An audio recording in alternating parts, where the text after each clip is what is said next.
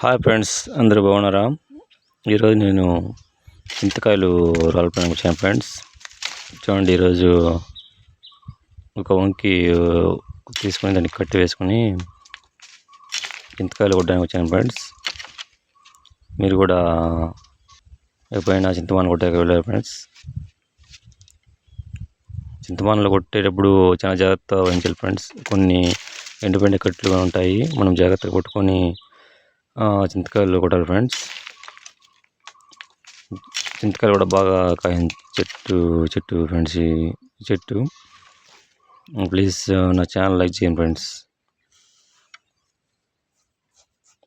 ఈ ఎండాకాలం కూడా చింతమాను కొట్టేటప్పుడు ఫ్రెండ్స్ మనకి ఎక్కువ ఎండలు ఉంటాయి.